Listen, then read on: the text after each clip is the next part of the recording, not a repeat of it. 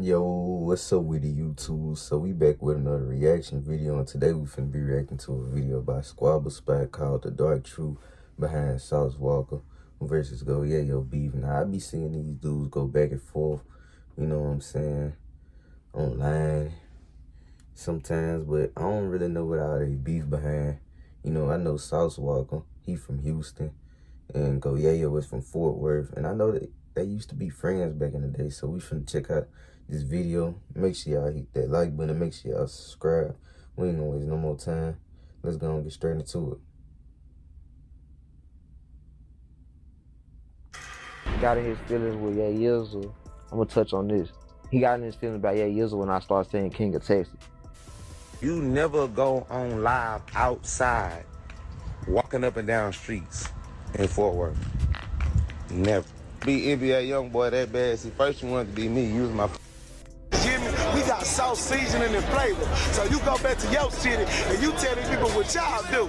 Now we shooting duplas, right? Yeah, now we booming though, right? Yeah, you hear me? Yeah, getting a bunch of that wah. Albert Walker, mundane. The world knows him as Sauce Walka. Didn't just break into hip-hop, he reprogrammed the code. Coming up out of Houston's South Side in the early 2010s, Sauce made waves with Sauce Theft Auto, a breakout mixtape that introduced his sound, style, and swagger to a new generation of Southern rap fans. Where most rappers chase trends, Sauce created them. His voice was wild, his flow unpredictable, and his slang, like drip and splash, soon became part of the culture. But it wasn't just lyrics that elevated him, it was vision. I don't follow no rules, I create my own sauce. Sauce Walka didn't just build a name, he built a brand. He founded the Sauce Factory, TSF, turning it into a fully independent label and lifestyle movement. Under his leadership, TSF became a launchpad for street-tough talent like Peso Peso, Rizzu, and Sancho Saucy.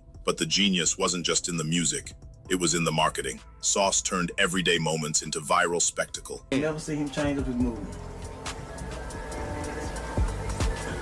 So I give, right now, Sauce Walka is the biggest street rapper in Texas. Texas. He's the king of Texas right now.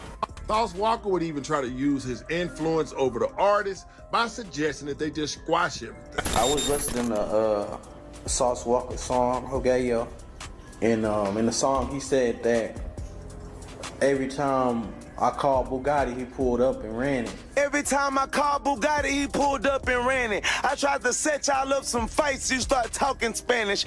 You know what I'm saying? Did he really, you know what I'm saying? Because I never known Sauce to cap. Let me just first and foremost say I never known him to cap. But it was one of them situations like, hold on, these niggas had an opportunity to get it out the way.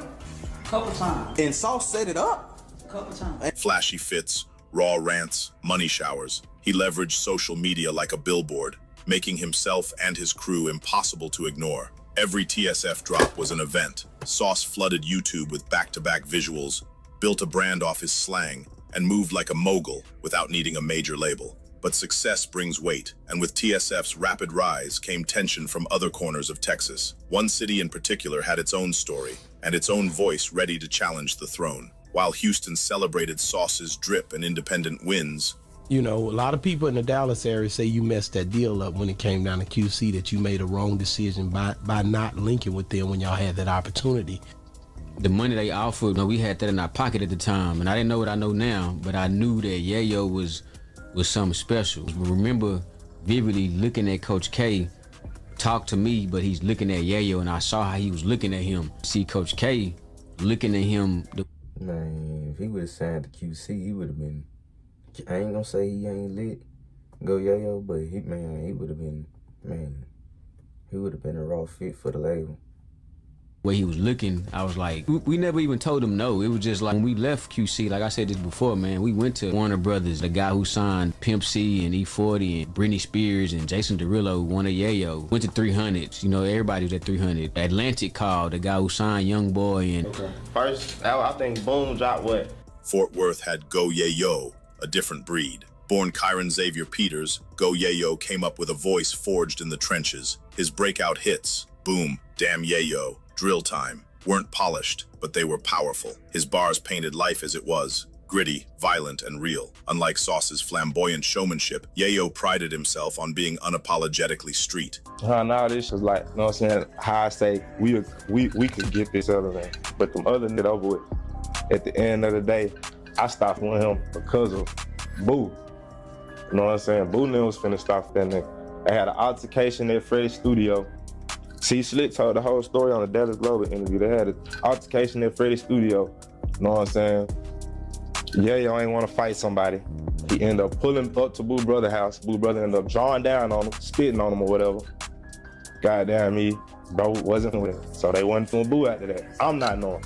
At the end of the day, I'm chilling with Yayo now. We going Atlanta, Jambalaya. I rap what I live. No filter, no front. That's why the streets connect with me. As his buzz grew, comparisons to Sauce Walka started creeping in. But for Go Yayo, it wasn't just about music. It was about respect. Texas is big, but hip-hop ego is bigger. And while Sauce Walka and Go Yayo never crossed paths in their early rise, the energy between them was always electric and unstable. On one side, Sauce Walka, the self-made mogul draped in diamonds and confidence. On the other, Go Yayo, unfiltered, street certified, and increasingly vocal about who he respected. Punching in the pen, punching out here, nigga, I'm on that, nigga. What he thinking is, man? I'm rapping there, nigga. Rap See, more than 10 bands, now you pulling out a 50, 60, riding with your big dog. Man, y'all niggas quit playing on me. Nigga, I ain't got, man, come on, quit playing the bands, if that. And where on the street you stay with your mom? Man, come on, quit playing. It really my last time I post these racks. Hey, how much paper you think that was that clown posted? Ain't no penny. I'll say about a 40. Talking about he rap God. I ain't seen no money yet. I ain't never. I don't care what a nigga talking about. I don't give a damn how hard I'm beefing with. No link up with no nigga option because I'm beefing with you. We stand on our 10. And who he didn't. Some dudes love to imitate the sauce, but they'll never cook like me. All that sauce shit watered down, y'all know who really outside. At first, it was subtle. Social media jabs, offhand interview comments, lines and freestyles that never said a name, but left no doubt. Fans, bloggers, street insiders started piecing it together. This wasn't just regional competition. It was philosophical. Sauce built a legacy through strategy and spectacle. Yayo demanded respect by force. That day, bro, when you guys were in Houston with you and Brand, you know what I'm saying? If you can kind of like walk us through like that day or that situation. Oh yeah, I remember this situation, man. You know what I'm saying? He was going back and forth. Well, nah, I think when he finna pull up on Sauce Walka, I don't know. But then his homie got killed in Houston. The day? Yeah. Bro, we was being charged up into that. Literally. Like, we was being charged the whole time we woke up. From when? It's crazy, because the exotic pop nigga, right, he pulled up on as soon as we woke up, gave Yayo some shoulders and all type of shit for free. Cups, all type of shit. We being childish then. We left there, we got some chicken, we being childish. Left there, we started throwing chicken at each other, throwing fries at each other, sauce, and throwing water and soda on each other. Like, we were having a little water fight, soda fight. We was just being childish the whole time. Yeah, that shit happened. Even when the shots started firing, I was being charged with the nigga Yayo. He was like, bitch, nigga, like, nigga, it's for real. I'm like, what the fuck? And then he was like, go, bitch, go. So you were driving? Yeah. Oh, damn. He was like, go, bitch, go. And I'm pressing the gas. I'm like, bitch, it won't. Get out. But before that, then Brown was like, I'm hit. But it wasn't no blood on him. Damn. Where was he hit at? I don't know. Now I know he got hit in the arm from the opposite side that he was shooting from. So if it's from this side, he got hit in that arm. Yeah. Damn. Okay. I don't know how. Right. So you driving, you get off. Yeah, like a little blood right here though. Two movements, two cities, one state, and only room for one king of Texas. What began as social media shade and lyrical diss soon spilled beyond screens. Concerts and public appearances where both artists performed became flashpoints. Security had to step in. Crews clashed. Tensions rose. Behind the scenes, affiliates and close associates grew hostile. Interview threats turned into public calls for respect. The lines between music and loyalty blurred. When it got to this level, it wasn't about the music anymore. It was about survival. Social media amplified everything. Where was the Thukas at in California? Where was the Thukas at in South Park? Fuck California. Where was the Thukas at in Houston, Texas, man? Where was the Thukas and the bazookas and the Tuka-Wookas and the blickety-blickies and blaminies and what happened to damn it, man? I know what happened. The motherfucking shells got to flying and it was, damn it, man! Oh, damn! Ah! I just wanted some drink!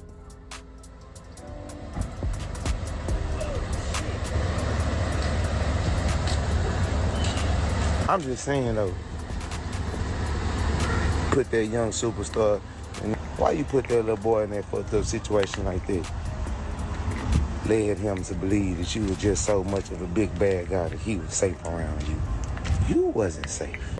But you gotta realize, man, situations happen, bro.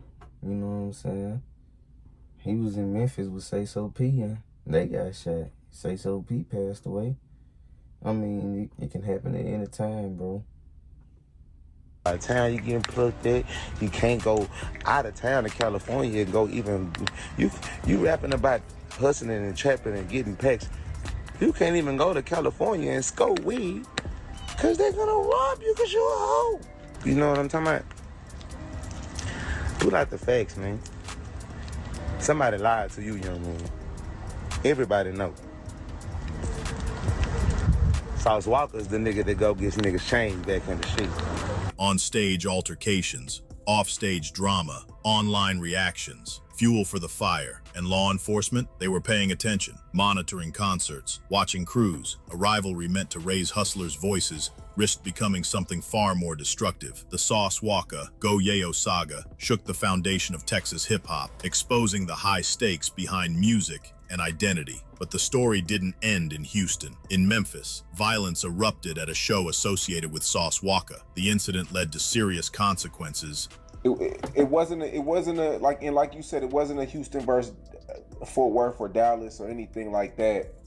But it got real ugly, you know, for a minute.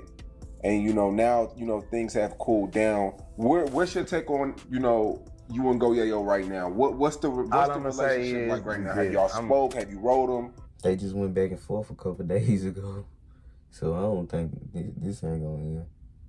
I don't want to speak on the situation because he in jail, so I'm not gonna speak anything negative or about this man and this individual because he's in jail and he's incarcerated. And I don't wish jail on my worst enemy. I don't wish that on my worst enemy. He's not my worst enemy, but in life, I don't wish jail on my worst enemy. I wish for my worst enemy to be taken off earth and not breathe anymore. I don't believe in that. So with that being said, I won't get into details about what and why, but I will say this. I never gave a fuck about anybody in Texas feeling like they a king of anything, a king. I don't care about nobody feeling like they the greatest. I don't care nobody feeling like they're still under investigation, reminding fans that these feuds can spill over state lines. What started as competition had become cause for caution. Yet, despite the drama, Texas and Memphis hip-hop scenes continue to thrive, powered by creativity and community hope. This saga teaches hard lessons about pride, loyalty, and the price of rivalry. It underscores the fragile balance between competition and respect in a culture that can... There we have it, y'all. This video by Squabble Spot called The Dark Truth Behind Sauce Walka versus Go Yayo beef.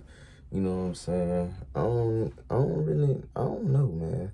Because, Go Yayo did pull up to Houston that time and his homie got killed. But we don't know if Sauce Walka was responsible for that. You know what I'm saying? Then, they just been going back and forth online since then, like these last couple years. And then, like, just recently, Sauce Walka had called Go Yayo goofy. You know what I'm saying? Said that he broke and he can't even keep his own homies alive in the city and the state that he from. He was talking about Lorena because, Lorena was shot and killed at a car wash a couple months ago before Go Yayo got out of jail. But you know what I'm saying? I just came to give y'all this video, man. Shout out to Squabble Spot. Make sure y'all hit that like button. Make sure y'all subscribe. Yeah, y'all, to the next video. I'll catch y'all. I'm out.